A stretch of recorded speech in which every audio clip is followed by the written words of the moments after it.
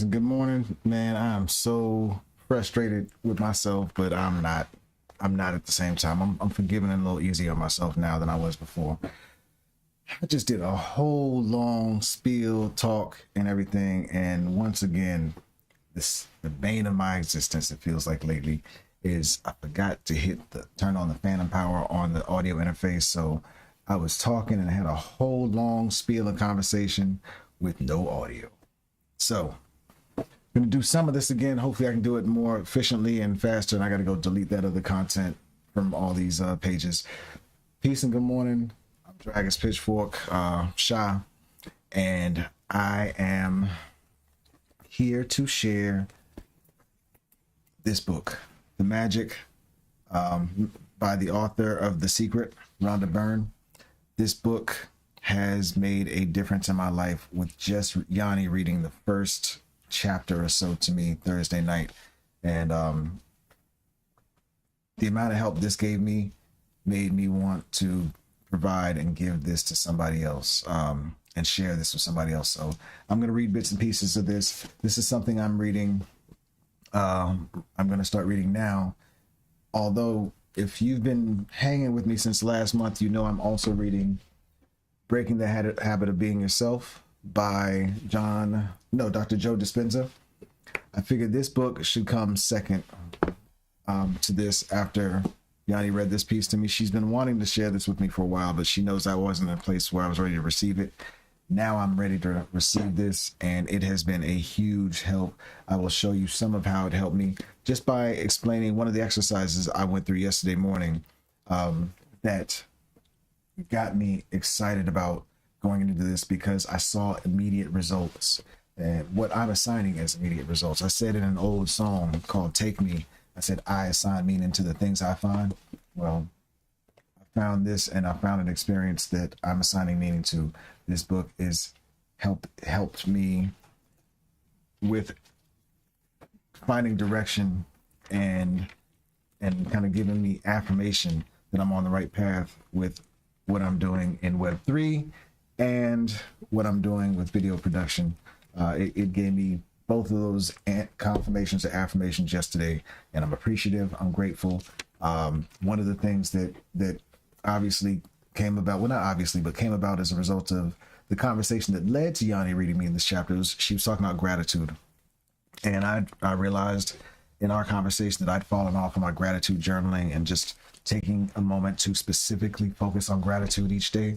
So I did my gratitude journaling this morning, but gratitude, I think, also played a part in leading me to what I received yesterday, which I posted about last night on my gratitude stream. So you can check out that stream to learn more about what I'm grateful for, how I came to become grateful for those things, and how I'm reignited in my gratitude practice. But one thing this book gave me, before I get into reading some of it for you to share with you, is it gave me the ability to write down and articulate more clearly what I want from the work that I do. I've never taken the time to write about what work I want to do and to articulate what I specifically want to do, what I want to receive in exchange for the work I do, and also let me just read what I wrote. How about that? And then as we read the book, you'll see how I arrived at the point that got me to write what I did write. So what I wrote was occupation. I want to work for myself helping creators. All people are creators. Many are just unaware or dormant. I want to help creators find peace within themselves and paths to prosperity through passion. I want to help them use art to heal and build, to help them use technology to take advantage of once-in-a-lifetime opportunities. I want them to help others do the same. I want them to feel lighter and lighter each day because they're converting their darkness into light for others. I want them to learn the power of empathy. I want them to learn how to recognize their egos so they can learn how to manage them. I want to work until I feel fulfilled with the joy of accomplishment each day. I want to refer people to others who can help them in ways that I won't. People like Yani for wellness recharge. People like Mizzo and Sharon for Reiki. People like Malcolm for business coaching and mental wellness tips. People like Alex for physical training. People like Zoe and Wink for merch. And this is something I'm going to continue expanding upon. But this helps me clarify my vision and my goals for one of the 8 dimensions of health. Malcolm introduced me to the concept of the 8 dimensions of wellness last year in one of our first conversations ever. And I went and looked it up, and it makes so much sense. For example, Grayskull has been focused on mental health and mental wellness. But after the conversation with Malcolm, and even kind of before that, I kind of had an idea, but I didn't have an idea as to what the framework or structure would be. I knew I wanted to go beyond mental health and wellness because mental health and wellness is impacted by other forms of wellness. I knew it was impacted by physical health and wellness, for example, by dietary health and wellness. So I knew that there's a balance, but he's helping by giving me the 8 dimensions of wellness. I see how to create a program and structure a program that will help somebody find their ways to peace, through prosperity, kind of what I just mentioned here. So, for example, there's occupational health, there's spiritual health, there's mental health, there's physical health, there's social health. There are 3 others that I just can't remember off the top of my head. Financial health is probably there. That may be different from occupational health. I'm not sure, but there are 8 dimensions. 8 dimensions, and I'll be talking about them more later. There's probably a post about the 8 dimensions of wellness on my website, dragonspitchfork.com. I'll probably be doing another post about it to expand on each of those and how, my articulation and my feelings and my thoughts on each of those areas at some point in time soon. Let me say, I'm finding my stride, man. This year, it's on. It's on. This year, you're going to want to get a piece of this. One way you can get a piece of this is by buying a Pitchfork piece.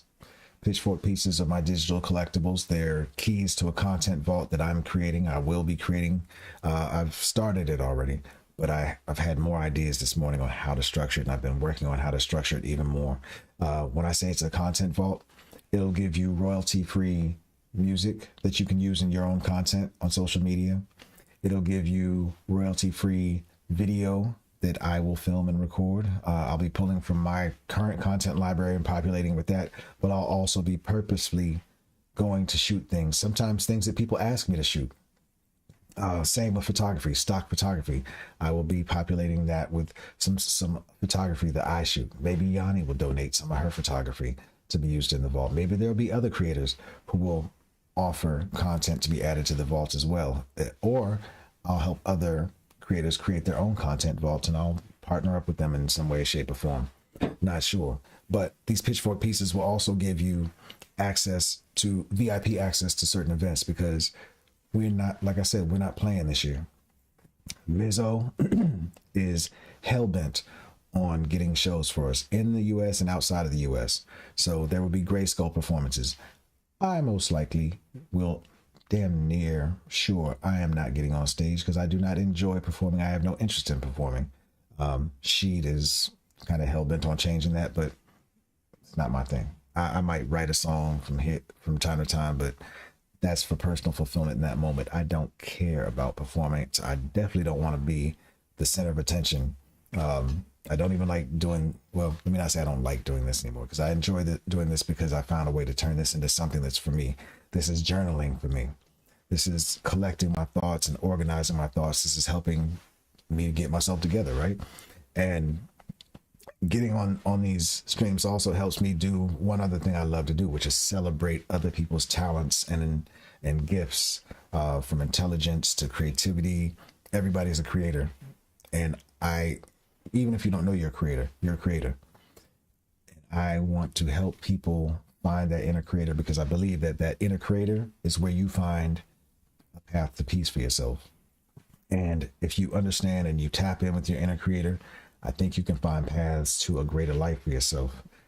something, if you're feeling unfulfilled in some way, shape, or form, if you're feeling unhappy in some way, shape, or form, if you don't have joy constantly as the core pillar in your life, I think I can help. And I'm not even, I know I can help a bunch of people, and I will be helping a bunch of people. As a matter of fact, I'm just starting to offer my creative wellness coaching as an offering on my website, because a lot of what I've learned, I'm going to be sharing with people.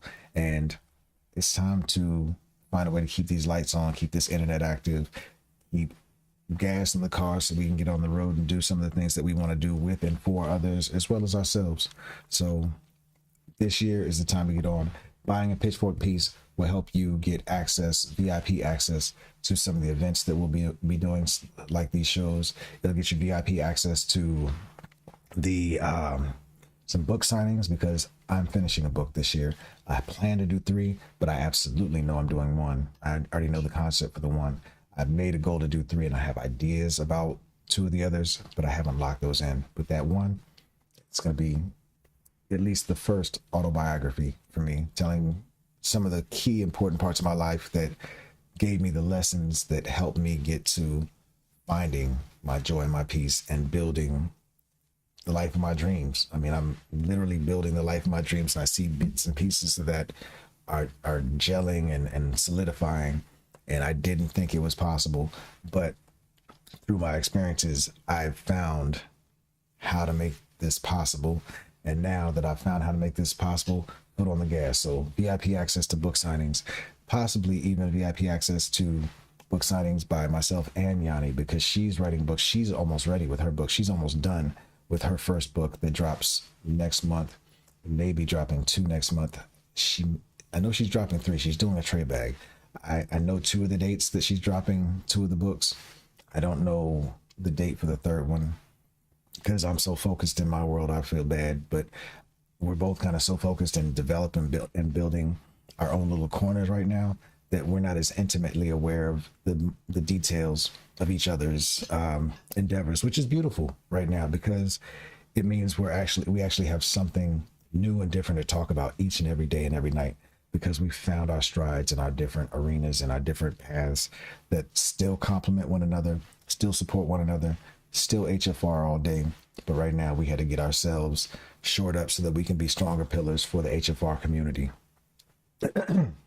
So buy a Pitchfork piece. You can get your Pitchfork piece from piece1.dragonspitchfork.com.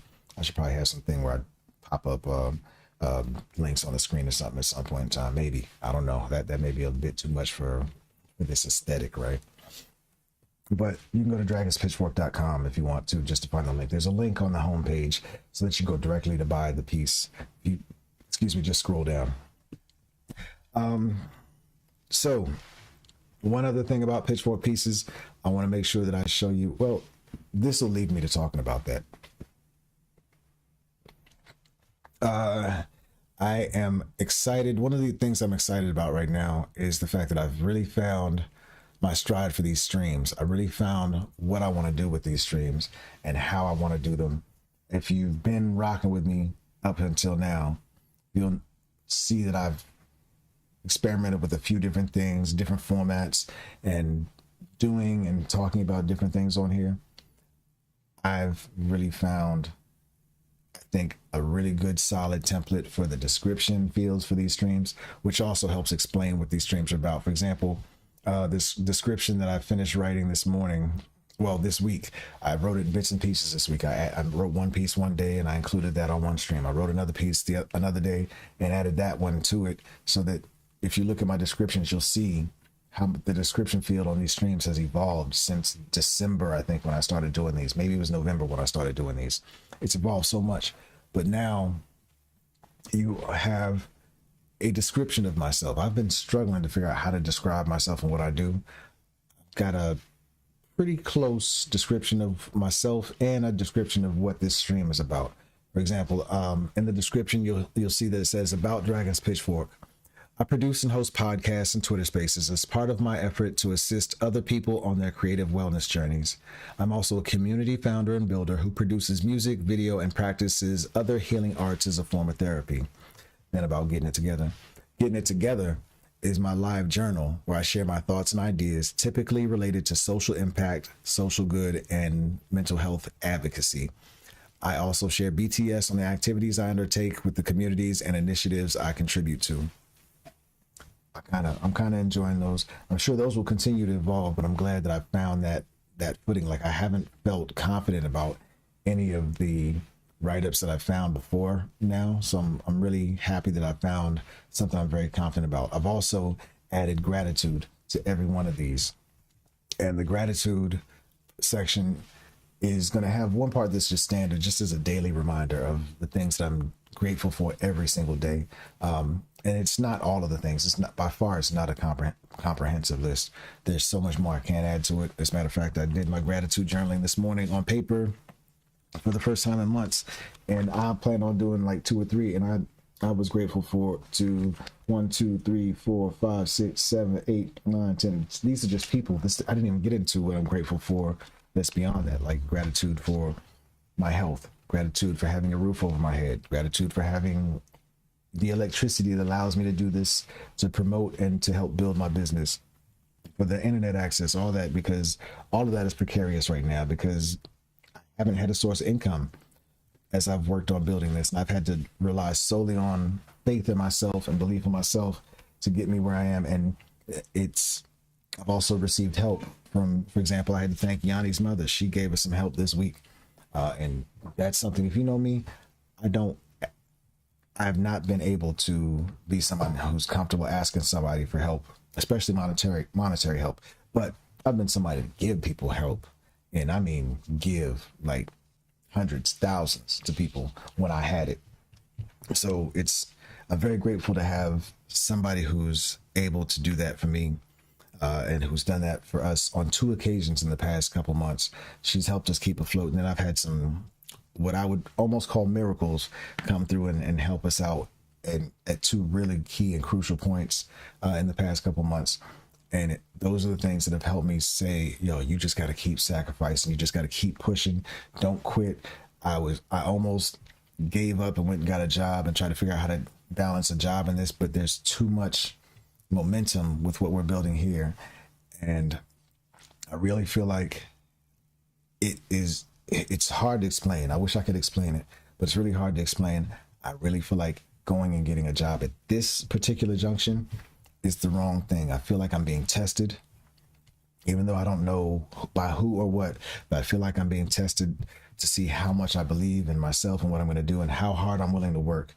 And not even hard, because hard work isn't the key. Because hard work, I think, can be damaging, and I think we need to redefine how we look at work and occupation. Yani's been actually helping me understand that too, and think about that differently. But diligent, purposeful work, fulfilling, meaningful work, putting my consistent effort into bringing my visions, dreams, and goals to life. I think I'm being tested to see if I'm willing to do what it takes to make that happen. And I'm ready for the test, man. I'm ready. I'm so ready now. I was struggling the past couple of years, a few years to figure that out. But I feel like the past few years have been training grounds. They've been my school. They've been my college. I feel like I got my degree. I'm ready to graduate now. And here we go. But yeah, there was gratitude to, her mother and a whole bunch of other people in here, and I had to write to be continued because I realized I'd be here for hours just writing gratitude. I showed gratitude to people that I've felt uncomfortable about for the past few years. I'm really gracious. I found ways to be grateful to them, which I've heard is part of what this book is going to recommend. But I feel like I'm ahead of the curve because somehow in my spirit I found the drive and encouragement to do that this morning, to write that down. So there's gratitude to everyone from Yani and Zen to my step pops, James, Yanni's mother, Zoe, Kareem, that Q. There's everybody, and there's everybody in the crew. Everybody that's in the crews that I'm in, Gray Skull, Rap Token, and then there'll be so much more beyond that. My sister was in there, my daughter, of course, But so the description is going to have daily gratitude, but it's also got gratitude for the first person to buy a Pitchfork piece that I didn't know, who was just like a cold, almost like a cold call. We met yesterday morning on a Hype Cats thread. I asked him for a conversation because we connected on a number of levels, and I realized we were aligned on another levels, expecting him to say, yeah, we can talk next week or blah, blah, blah. He's like, yo, I got an hour right now. So we jumped on a Zoom immediately. We had a conversation that was a really humanizing conversation that was really personally fulfilling for me. I feel like it made a difference for him in the end. And actually through the conversation, he was like, yo, you have an NFT? I'd love to buy an NFT and support you. And I was just like, yeah, I got one. We'll get to that. To the point that I didn't even give him the link or anything during the conversation.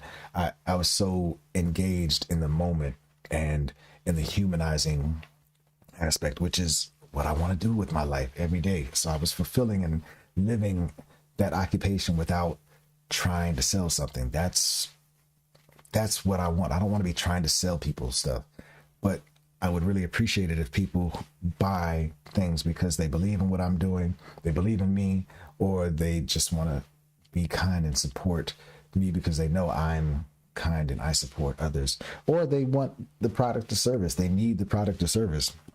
And I'm grateful for the fact that I've been able to figure out how to productize and turn some of what I do into services that I don't feel guilty about charging. I'm excited about that. As a matter of fact, last night I found a video team without even asking people to become a part of the team and without looking for the team. The team came to me. Last night we created a Fiverr account together, myself, Al, and Demo. Thank you to both of them for being what I feel like I am so often. They were the ones to push and say, no, let's do this tonight, or we're going to do this tonight. So I was like, shit, yo, I'm following. Yes, I need people to follow from time to time. It's tiring. I always feel like you're leading and pushing for initiatives. And I found in them and in Mizzo, I found people, and Malcolm, and different people at different times. Demond, I found reasons to follow my peers and my partners, my people. And I'm excited because now we're launching a video editing production service that's also going to have services for music and songwriting services, mixing and engineering. Won't be me doing those parts. Just there's so many different things that we can finally do to productize our talents and skills. And I've got people who are willing and pushing and making efforts to build those things. Also Miguel, shout out to Miguel. I'm thankful for him too. I call him my angel right now, man. He just pops up at times when I need a piece of information or a nudge to remind me that, or to confirm that, yeah, what I'm thinking about in that moment or what I've been thinking about over the past X hours is on its way to me. He just seems to, like, I'll be thinking, I forgot what it was a couple weeks ago. I was thinking about, I really need this. I really need answers to this. And boom, in my mailbox, in my DMs, he sent me a link to that just out of the blue. So I'm grateful for the team that I've got. But Chad, I'm grateful to Chad for buying my sixth Pitchfork piece.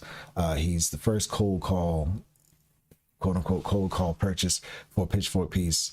And I'm thankful to everybody who bought a piece before then. I'm grateful to myself for being flexible in how I was willing to sell them. For example, Mizzo bought the first one with ETH. There was another brother by the name of Expo Hiti who bought the second one for ETH, which is how they're listed for sale. But who was it? Toxica, the guy who created the RAP token for Mizzo's community, for the RAP HEADZ community, our community. He offered to buy one for RAP token. I was like, yeah, all right, cool. Let's see what the conversions are to US dollars so that I make sure I'm getting fair compensation for it. All right, the RAP token is worth X, US dollars worth X. He did the conversion, sent me the RAP token. I airdropped him the NFT. It doesn't show as a purchase on the blockchain, which is something I was concerned about, to be honest, because I was scared that people would think I'm just giving these away and that there's no value to them. But my spirit is telling me that's the right thing to do for certain people. Two more people after him bought them for RAP token. Al and Demo. Yo, you're selling them for RAP token? Yo, I've got RAP token here. I'll buy them. They bought them for RAP token. So I get the chance to do what that shirt. I don't know if you see that shirt that I rock every once in a while, called Invest in Native Currency. It's some of the HFR merch that we're selling on our site. This is a gray skull shirt. I have a green shirt like this that says Invest in Native Currency that's available on the HFR website, houseoffluidreflections.com/HFR-market. But invest in native currency. There's so many different forms of currency that we can exchange now. And it doesn't even have to be currency in the terms of crypto or cash. Sometimes currency can be an exchange of services. Sometimes currency can be in the form of information. That's a service. So there are so many different ways that we can pay for things. And in understanding that, I've also understood that there are more people I can airdrop NFTs to, people who have been helpful to me along this journey who value NFTs. So I'll be airdropping NFTs to people like Alex Popovich from he's at Demonic Crypto, who's on one of the co-founders of Faceless Labs.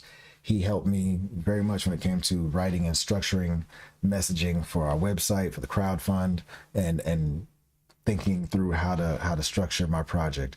People like Selvin, the founder of NFT Voices, he really helped me with just a lot of understanding, and by giving me opportunities and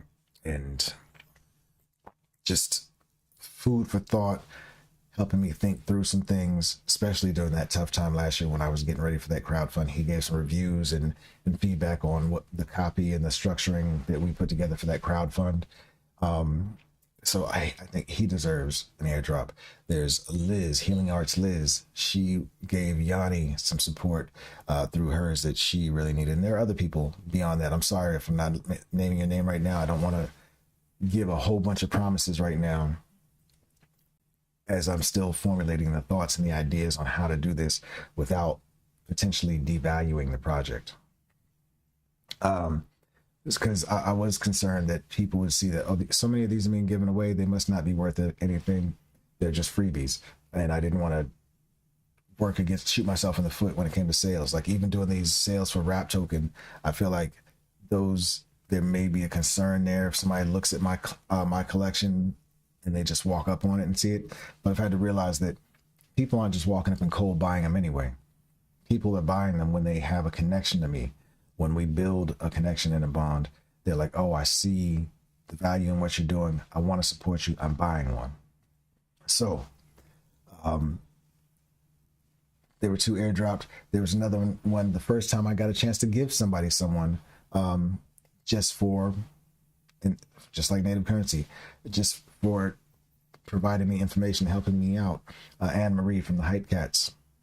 We had a conversation a couple weeks ago, and she gave me some information that was extremely helpful, and she just gave me a warm feeling and a great conversation. For example, even this brother Chad who bought the one yesterday, by the end of the conversation, I probably would have given him one anyway, but he asked and offered to buy one to support me because he knows where I am right now. He knows I'm in a financial bind. He's like, oh, where's your NFT? I'll buy it. I'm just eternally grateful, and you'll hear more about that story on last night's stream if you want to check out last night's stream. It was all about gratitude. I just had to do something to show my gratitude for the beautiful day that reading this book and my conversations and thoughts about gratitude led me to. Is there anything else about my about my description for these podcasts? One more thing about them. I found my stride with how I want to format the title and description for these streams, which is something I'm really grateful for because I've really been struggling to figure that out, as I was mentioning. And pardon me if I'm repeating myself a little bit. I already kind of streamed and talked about some of this before when the mic was off. So I just want to make sure I hit some of these points that I was hitting from before. But one of the other things I'll have on there is just a quick description of what's going on in this particular stream. So let's go, man.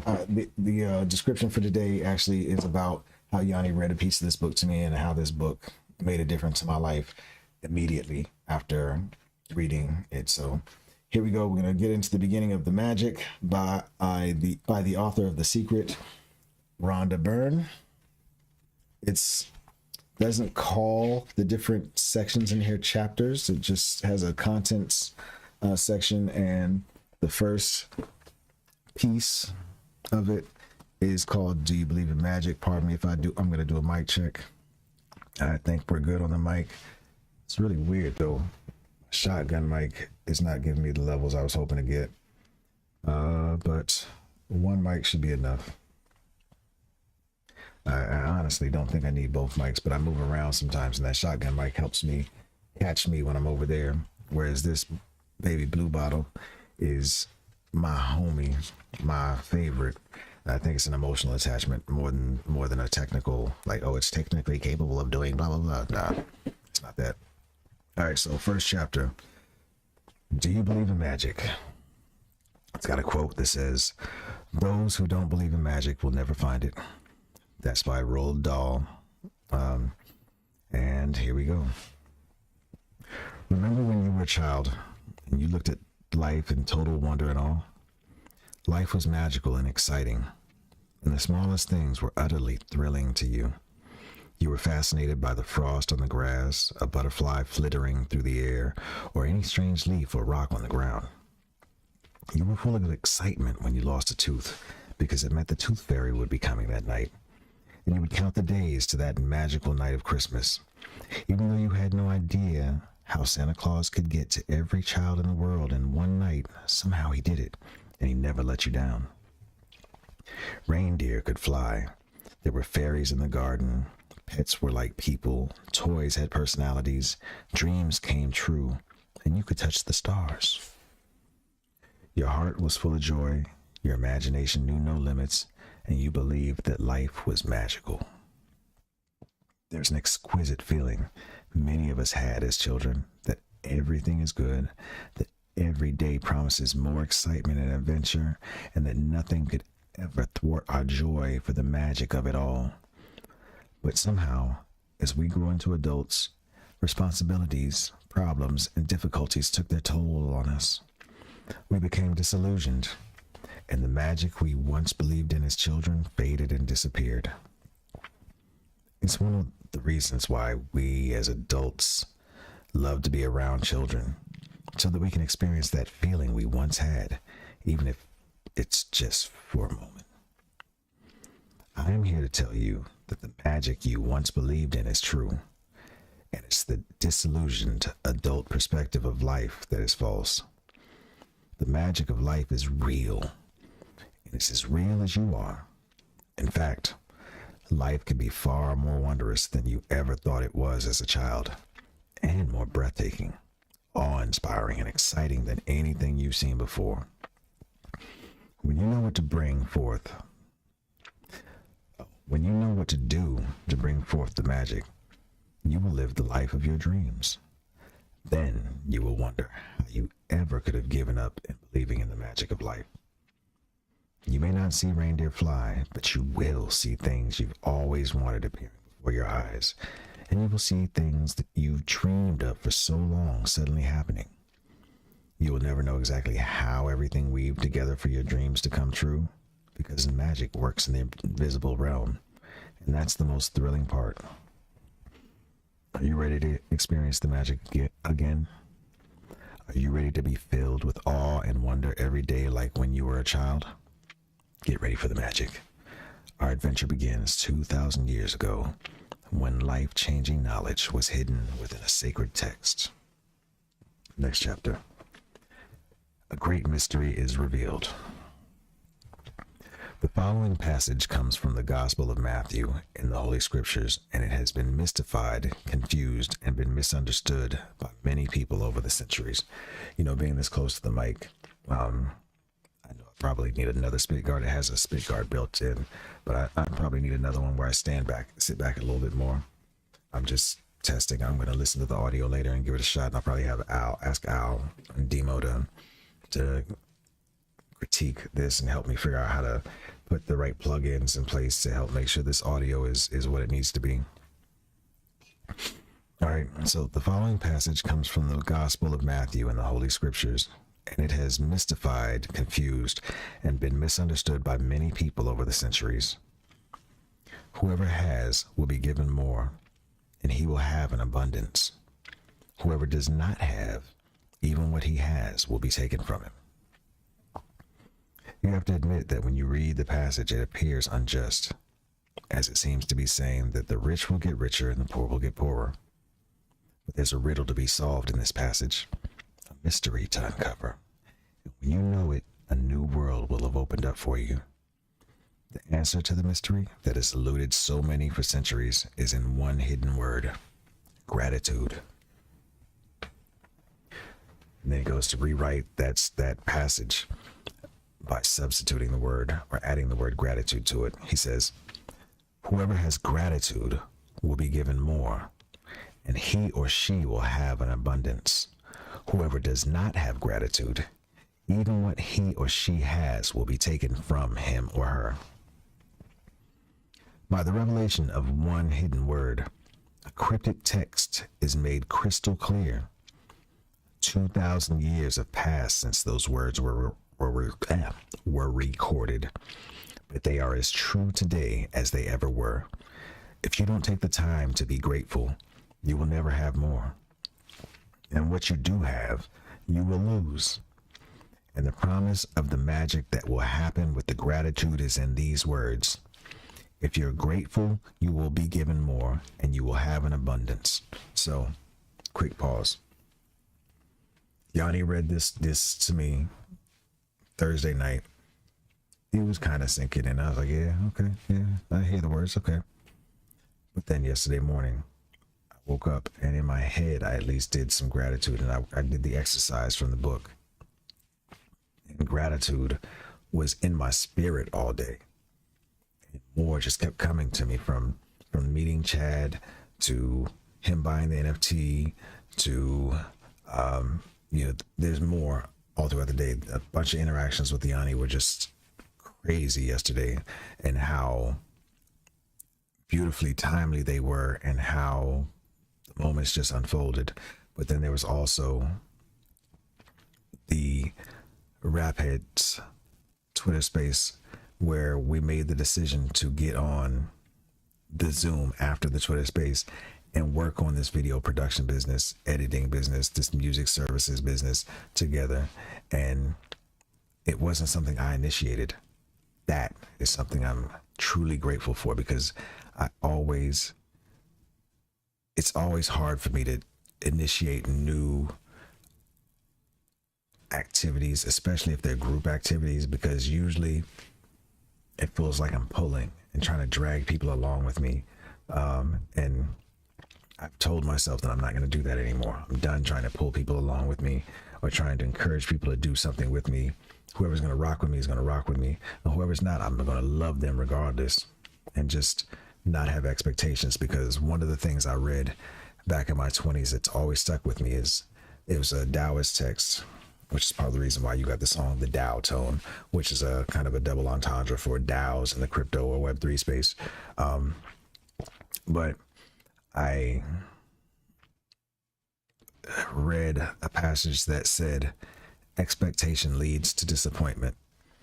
And that passage has helped me since my 20s. Every time I have an expectation of someone and I get bothered, upset, or let down by somebody, because it's not them that's letting me down. It's my expectation that let me down.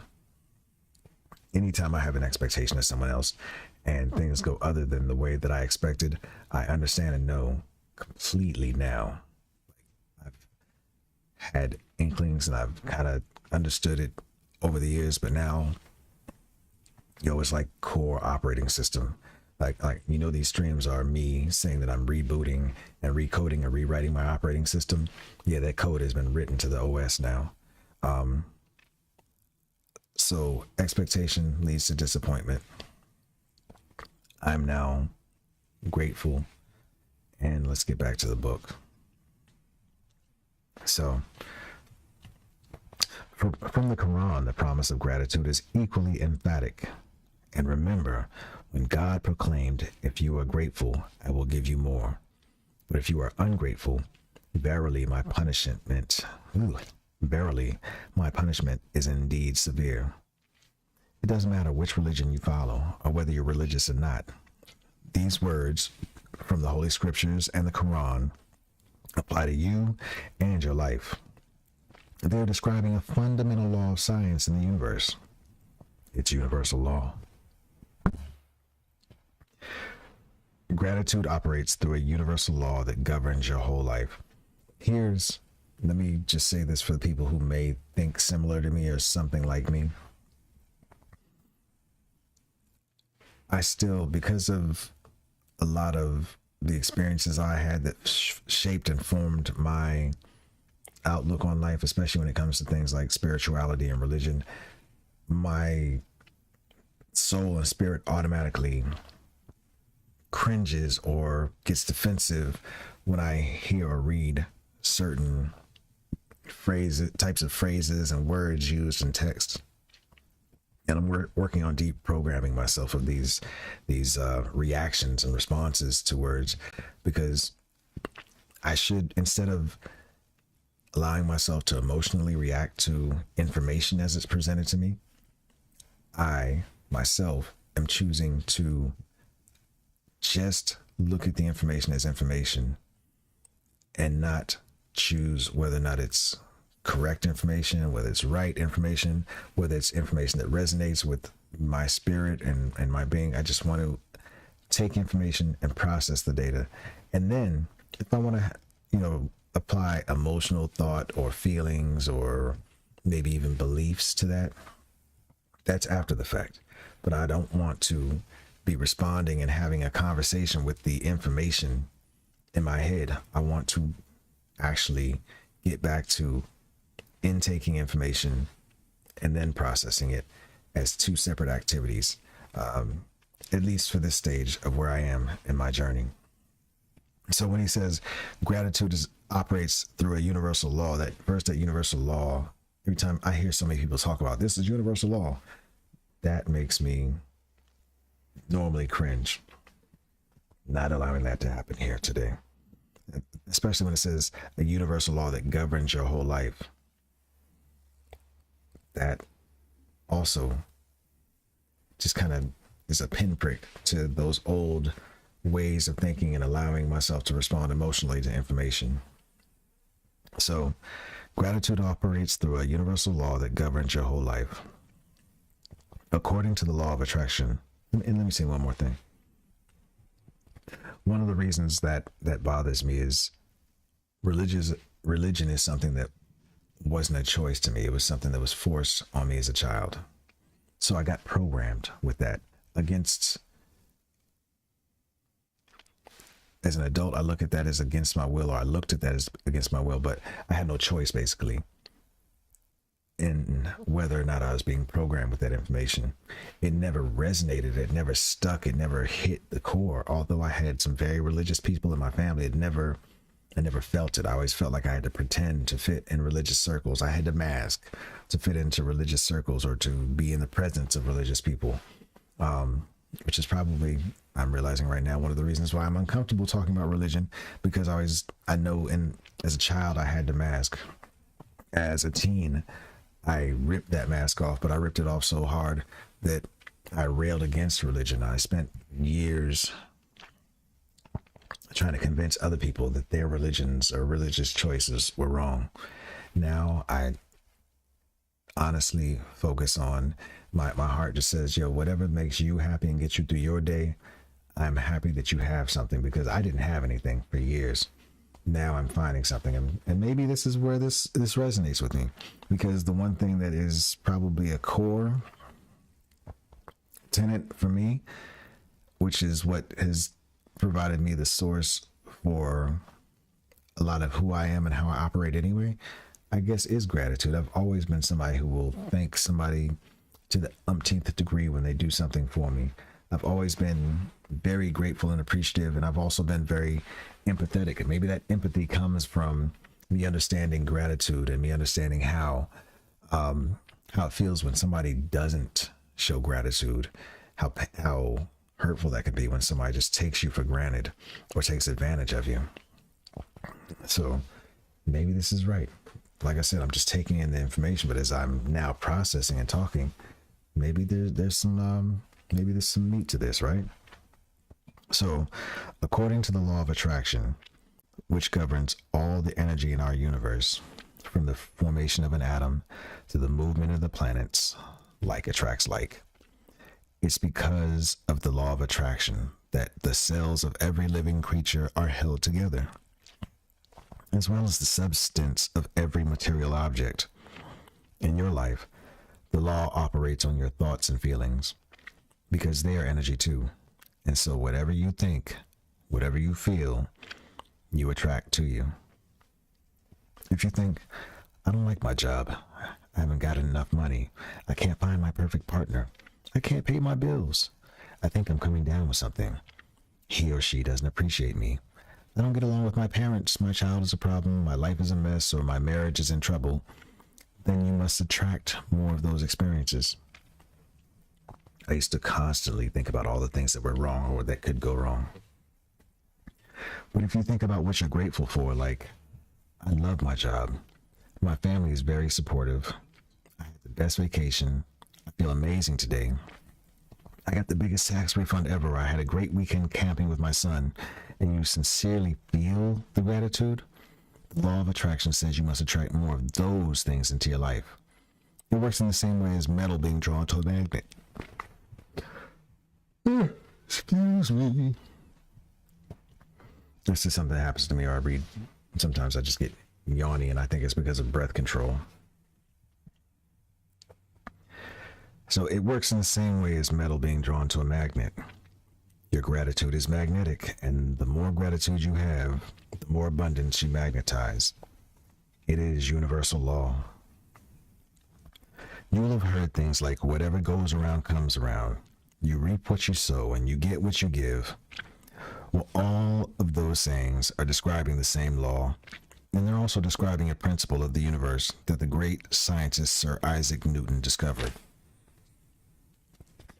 Newton's scientific discoveries included the fundamental laws of motion in the universe, one of which says, every action always has an opposite and equal reaction.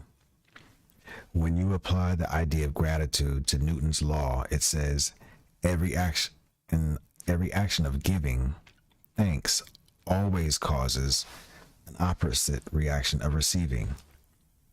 And what you receive will always be equal to the amount of gratitude you've given.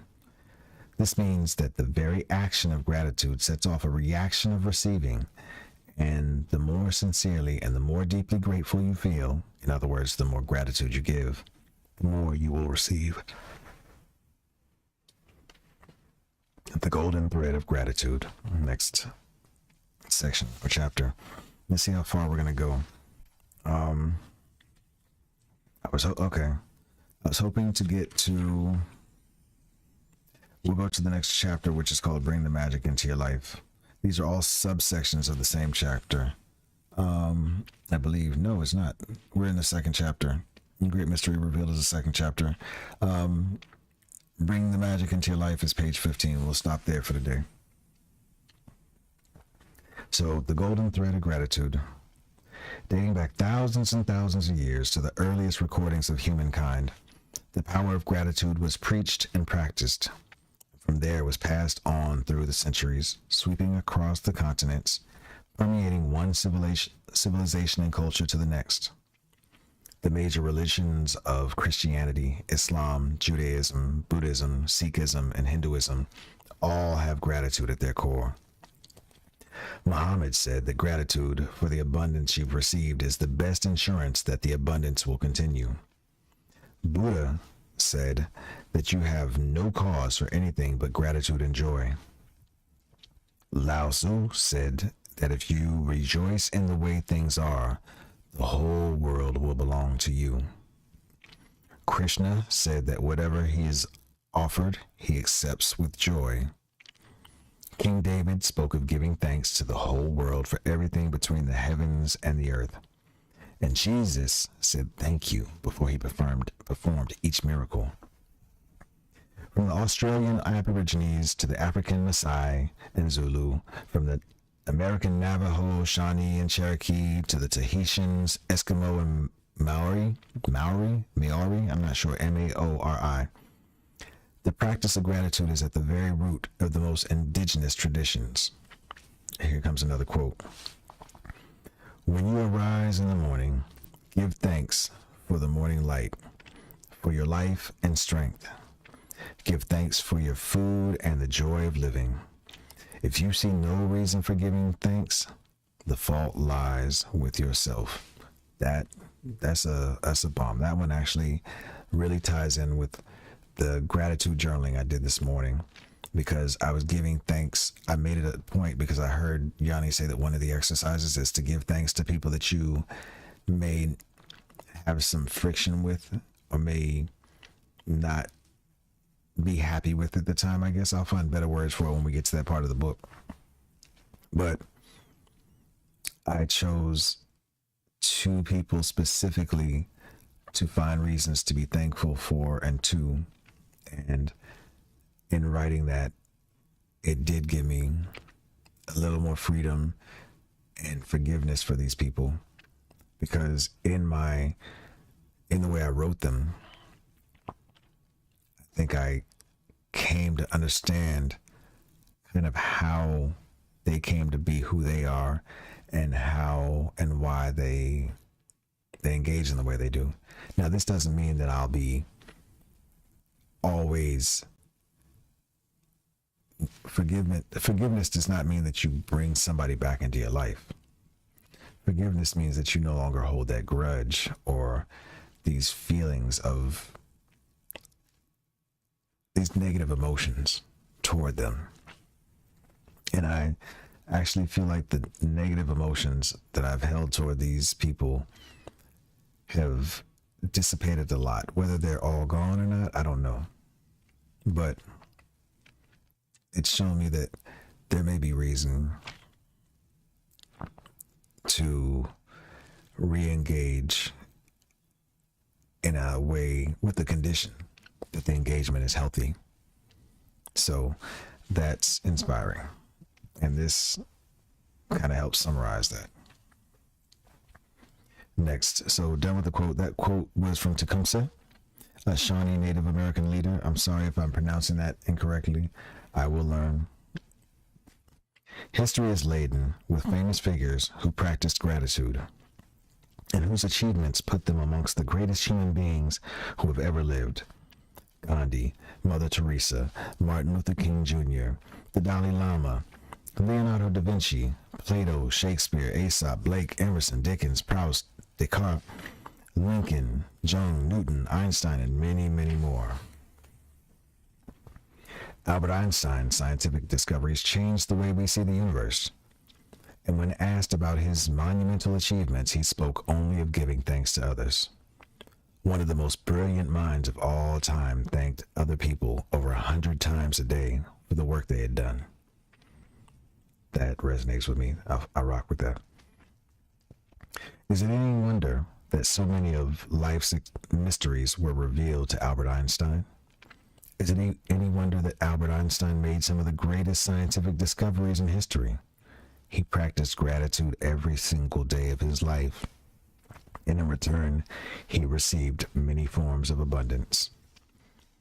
When Isaac Newton was asked how he had achieved the scientific discoveries he made, he said that he stood on the shoulders of giants.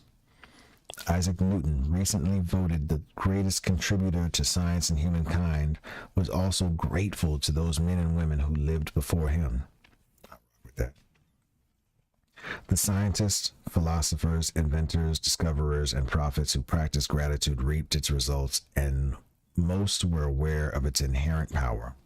Yet still, gratitude's power is unknown to most people today, because to experience the magic of gratitude in your life, you have to practice it.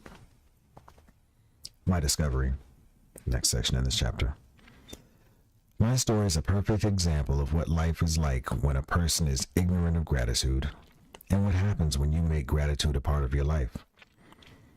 If I had been asked 6 years ago if I was a grateful person, I would have answered yes, for sure I'm a grateful person. I say thank you when I receive a gift, when someone opens a door for me, or when a person does something for me. The truth is, I was not a grateful person at all. I didn't know what being grateful really meant. And just saying the words thank you on the odd occasion certainly didn't make me a grateful person. My life without gratitude was pretty challenging.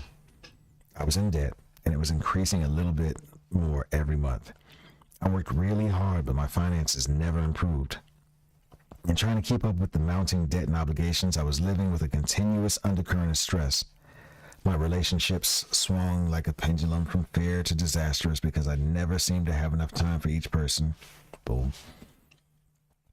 While I was what would be termed healthy, I felt exhausted at the end of each day, and I always got my fair share of colds and the latest illnesses going around each season.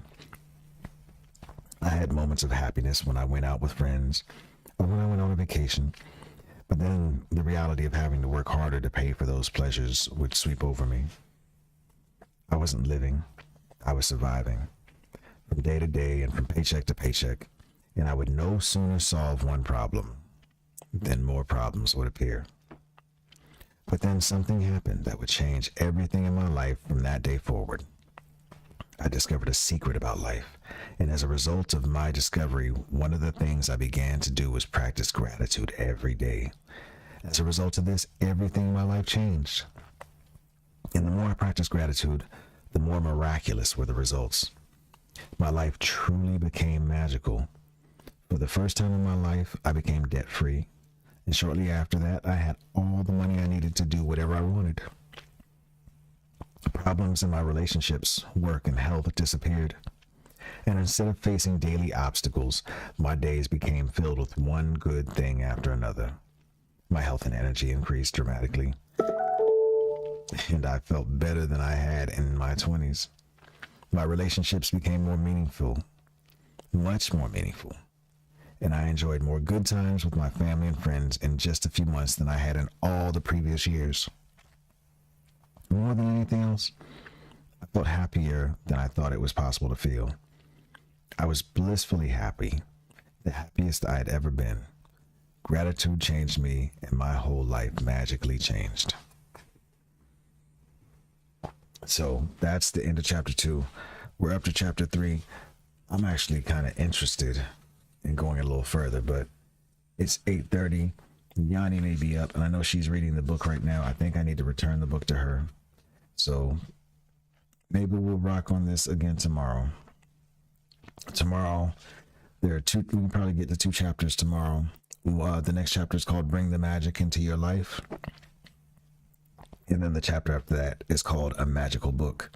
And then you get into the exercises, the day 1, day 2, day 3, all the way up to day 28.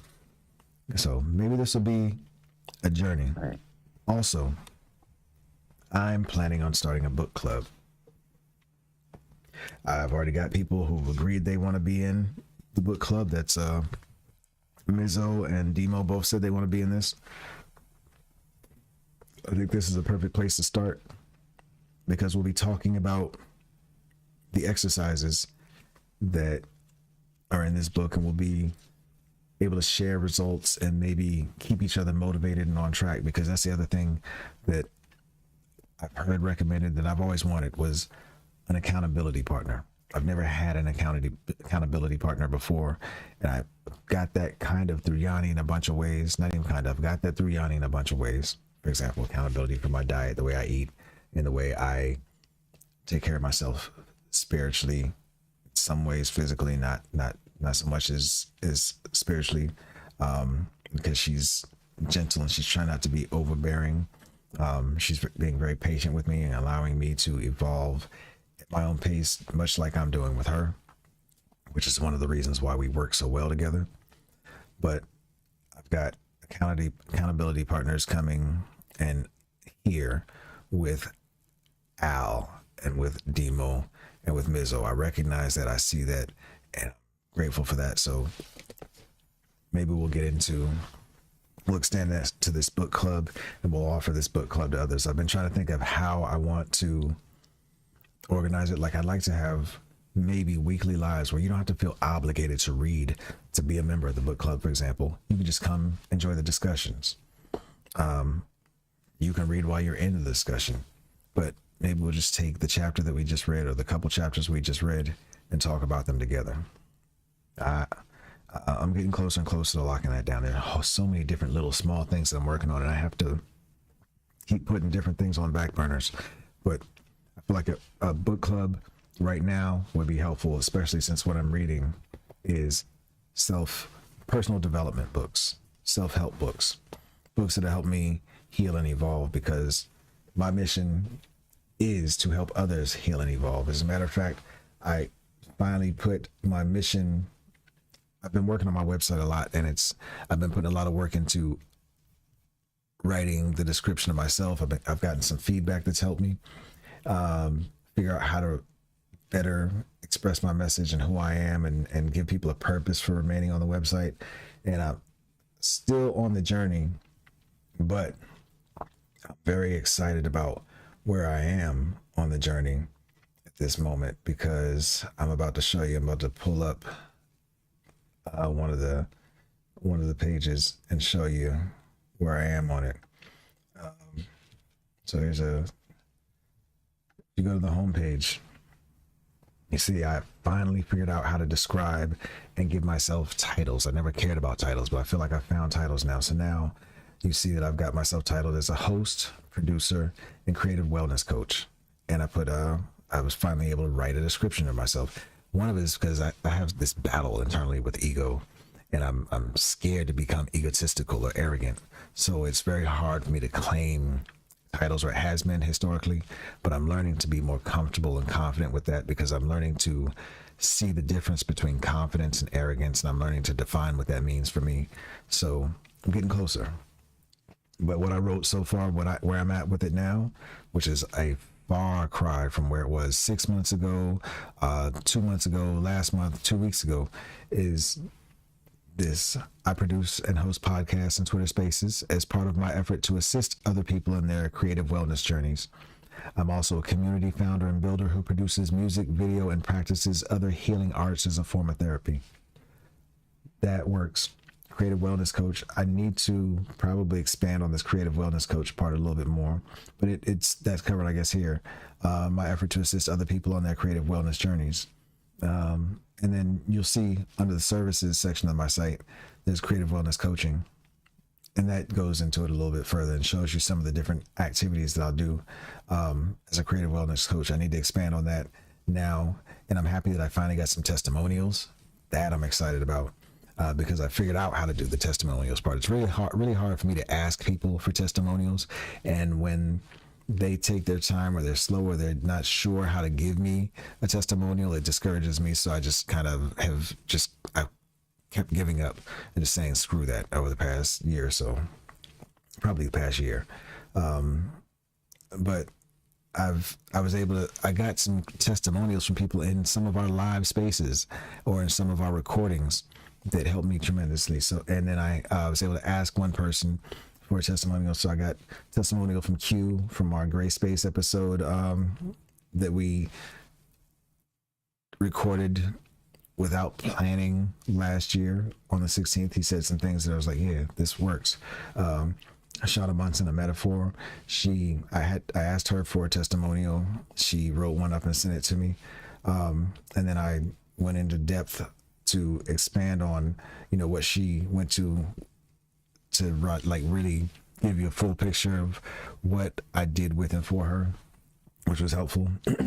To me, it was cathartic being able to articulate that and not feel guilty about talking about what I did, because I know I did it for a good reason. I did it for pure reasons without expecting anything, but articulating that helps people understand how I help people and how I work to help people naturally without expectations. But now I can do it for funding and do some of these things for funding, and she's helped me. And then Kareem, I got an excerpt. He expresses gratitude in so many different ways and on so many different recordings, but it's just I've never known how to capture that. So I had one spot that really resonated with me and felt good that he expressed it on a Twitter space late last year as well.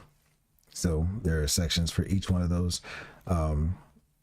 Shauna's, I got to tell the story for hers there.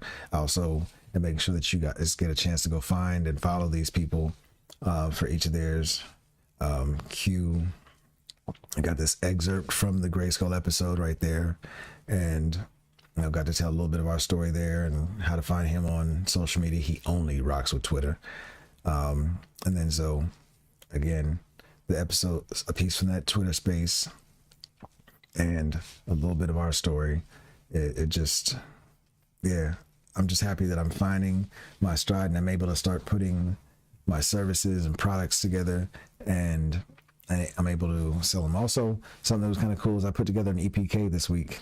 I never thought I'd need one, but I got a chance to put one together after seeing Mizzo, how Mizzo's was structured. You go check his out at kingmizzo.com. That's KINGMIZO.com. But my EPK, I was able to put together something similar there too. And that includes that Gray Skull interview that was fire a couple weeks ago, hosted by Little Vibe and Web3 Studios. Thank you again. That's his What Up With It Twitter space that he hosts, where he interviewed us. You get links to my NFT, but also I finally started writing up a bio. I never wanted to do any of this, but now I feel a little bit more comfortable. You get some pictures, little samples of what will be in my samples of what will be in the Pitchfork Pieces project, for example. It's like the BTS. There's BTS of an unreleased Gray Skull song that's unfinished, but you can see where we stand with it. It still needs another verse at least to complete it. But then you got my Pitchfork piece productions from year one for Gray Skull is all right here. So if you want to listen to that, that's on there. And then you've got samples of the type of instrumentals that I might put in the content library. I actually have a clear idea of which instrumentals I'm going to start using. And it means I'm going to have to take some instrumentals down from the digital DSPs or digital service providers. So that there's certain instrumentals that will no longer be on Apple Music, that'll no longer be on Spotify or any of that coming up soon, because they're going to become part of the content vault that creators can use, so that you don't get copyright strikes from the services like TikTok or YouTube. They won't say, hey, you're using copyrighted material. No, you're going to be using it because you're going to own a Pitchfork piece and you'll have access to use these things freely with your content. So stuff, a little songwriting BTS for a song I was working on last year, thanks to Q, from this other producer who kind of just disappeared on us. But the verse was really a chance for me to really get some stuff off my chest. So I figured, BTS for something like that would be dope. We're going to re-record our stems, and we're going to send our stems to a couple specific producers we've identified to find a better beat for this. And we'll be good there. But links to HFR, sample of my video production skills with this Butterscotch Linens video, which was a challenge for me because another photographer or videographer had to shoot it and he didn't have a stabilizer, so the footage was a lot shakier than it would normally be. So I had to be very creative with how I had to cut and edit the video so that the camera shake didn't work against us. And then, examples of some of the streams I do, like the educational Web3 educational streams, or my mental health advocacy, and just my storytelling streams, telling part of my story. So EPK, I think, gives people a pretty good idea as to who I am. I'm going to encourage more and more people within the crew to create them. And now that Mizzo's shown me the path on how to create one, maybe I can help others create theirs. So yeah, man, this has been a beautiful morning. I'm going to hurry up and go get this book back to Yani. Appreciate you if you hung out with me this morning. Let's get it, man. Let's get it. Have a good day on purpose. I love you. Peace.